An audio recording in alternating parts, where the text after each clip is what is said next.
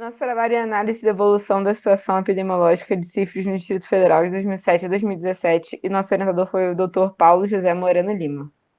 A sífilis adquirida assumiu o caráter de notificação compulsória pelas autoridades sanitárias brasileiras em 2010. Ainda assim, ela é considerada uma doença subdiagnosticada. É uma doença infecto-contagiosa de manifestações cutâneas e sistêmicas de evolução crônica, de transmissão majoritariamente sexual. O agente etiológico é o Treponema pallidum, bactéria gram-negativa que simula diversas doenças e processos autoimunes. A apresentação variável constitui um desafio para a realização do diagnóstico clínico. O tratamento da sífilis é realizado com penicilina e, quando feito intempestivamente, previne evolução para quadro de maior morbimortalidade. Nossos objetivos gerais foram realizar uma análise quantitativa da evolução da situação epidemiológica da sífilis no DF através da pesquisa documental dos boletins epidemiológicos da Secretaria de Saúde e incrementar o conhecimento sobre a situação epidemiológica dessa doença no DF. O específico foi analisar o comportamento das variáveis de sexo, idade, escolaridade, etnia, coeficiente de detecção, razão entre sexos referentes à população acometida pela sífilis no DF do período de 2007 a 2017. O método para isso, primeiro, foi a pesquisa documental quantitativa, onde a gente tabulou os dados dos boletins epidemiológicos citados, e após a compilação desses dados, a gente fez uma análise exploratória visando encontrar possíveis tendências de evolução da doença de acordo com essas variáveis já mencionadas. A primeira análise que a gente fez foi do número de casos absolutos por ano de notificação, onde a gente pode observar que a partir de 2011 houve um crescimento sustentado no número de casos, sendo que ele quase triplicou dentro do período. Quando a gente observa o coeficiente de detecção por 100 mil habitantes, a gente observa um comportamento parecido, ou seja, o aumento do número de casos não se deu pelo aumento da população. A gente realizou também a próxima análise do número de casos comparando o sexo masculino com o feminino, onde a gente pode observar que houve um aumento expressivo do número de casos do sexo masculino, passando de 250 para mais de 1.000.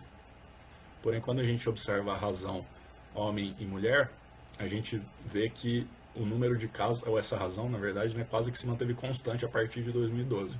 Ou seja, tanto os homens quanto entre as mulheres, o número de casos cresceu em uma proporção percentual semelhante a partir desse período. Porém, como o grupo de homens já representava um número absoluto maior, ele também acaba crescendo em números absolutos de maneira maior.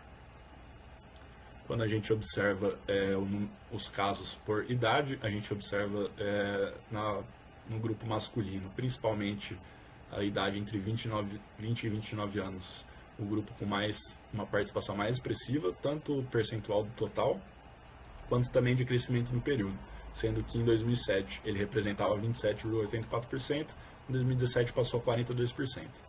Quando a gente vê o grupo feminino tem um comportamento semelhante, sendo a faixa etária de 20 a 29 anos aqui representa o maior percentual do total, porém ganha expressividade os grupos de 10 a 14 e de 15 a 19, que tiveram um crescimento expressivo dentro do período. Em 2017, o grupo de 10 a 14 representava 0,77 e passou para 2,65, e o grupo de 15 a 19 representava 3,5 e passou a 3,14 em 2017. Com relação à escolaridade, quando a gente divide os grupos entre aqueles com ensino fundamental completo ou menos e aqueles com ensino médio incompleto ou mais, a gente observa que ao final do período quase não houve diferença entre os dois, ou foi uma diferença quase irrelevante. E por fim, quando a gente observa por raça, os pardos são os mais atingidos percentualmente. Então, para concluir, houve um crescimento sustentado no número de casos dentro do período estudado, sendo que houve um crescimento maior dentre o sexo masculino, porém a razão de homens sobre mulheres permaneceu quase constante ao final do período estudado. Com relação à idade entre os homens, a faixa dos 20 a 29 anos é a que mais representa o total e a que mais cresceu no período. O sexo feminino tem um comportamento semelhante, exceto que as que mais cresceram foram a dos 10 aos 14, 15 a 19, representando faixas etárias importantes dentro desse grupo. Em relação à escolaridade, houve uma aproximação do número de casos, sendo a diferença quase inexistente, quando a gente leva em consideração a divisão realizada, e por raça e etnia mostrou que a população parda é a mais afetada. Nós gostaríamos de agradecer aos funcionários da Coordenação de Pesquisa e Comunicação Científica da ESCS, em particular a Cláudia, pela solicitude, diligência, interesse e disponibilidade. Também agradecemos ao nosso orientador Paulo José e à doutora Eveline pela apoio e instrução.